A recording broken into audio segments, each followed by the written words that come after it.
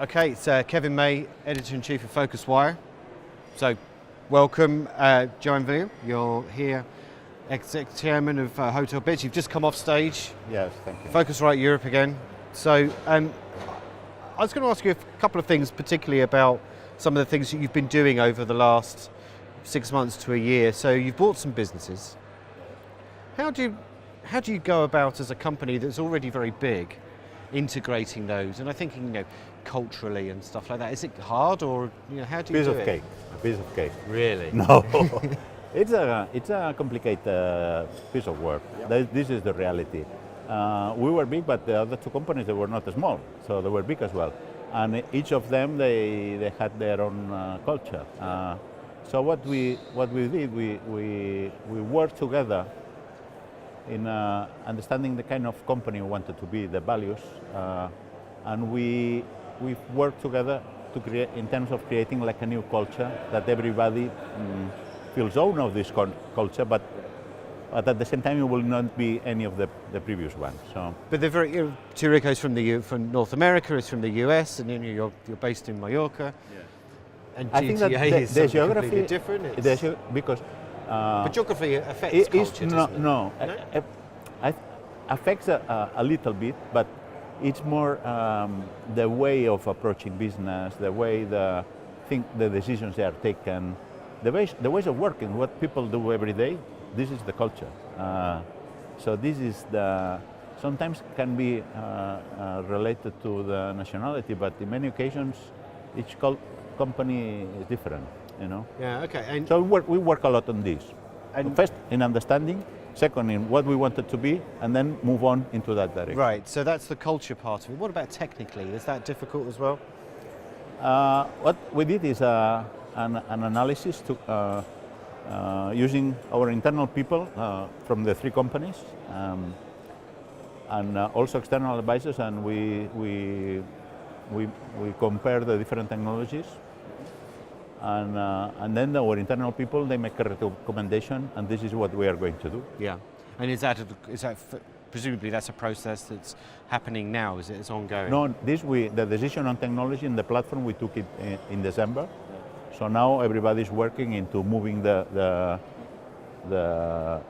in fact the chosen platform is the Hotelbeds one. So I'm moving the two businesses into the new platform, which is going to happen in this last term of the natural year. Okay, right. So, thank you for telling us about Hotelbeds and the acquisitions. What's your wider view on just trends that are happening in the accommodation space? I mean, you come to an event like this and everyone's talking about private accommodation and things like that. I mean, what's your view as a business when you see those other things emerging?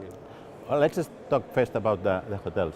I think that the battle between brands, I mean, big hotel brands and big OTAs, it will be big. This will be bigger and bigger.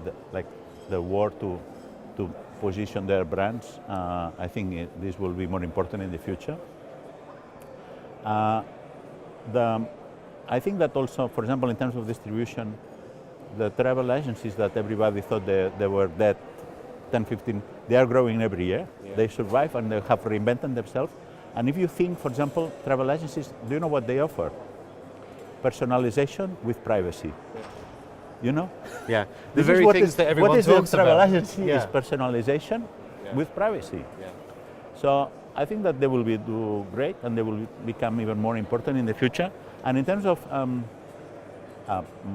private accommodation, I think that what we've seen is that the market is maturing a bit earlier than anybody expected. Airbnb announced that their growth last quarter is 12%. That for a so flamboyant market is not so big growth. So, in my opinion, that's why they started with hotels, because they knew they need new verticals. Right. And then I was going to ask you, what was your kind of view? Well, they need. It makes sense for them, right? Well, these all the companies, not them. All the companies, if there is a possibility to add a new vertical to what they do successfully to keep growing at high rates, all the companies they do. Yeah. How do you?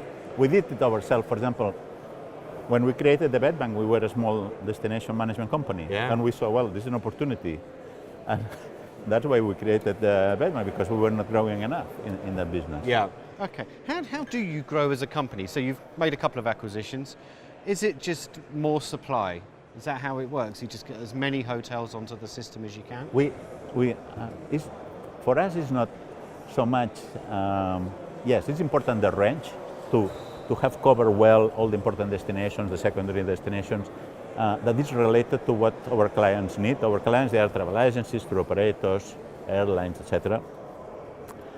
But they have to be kind of meaningful. We need to have like a special relationship that the product that we get, the offering is compelling for our clients. Right. So we keep adding hotels, but it's not like crazy adding.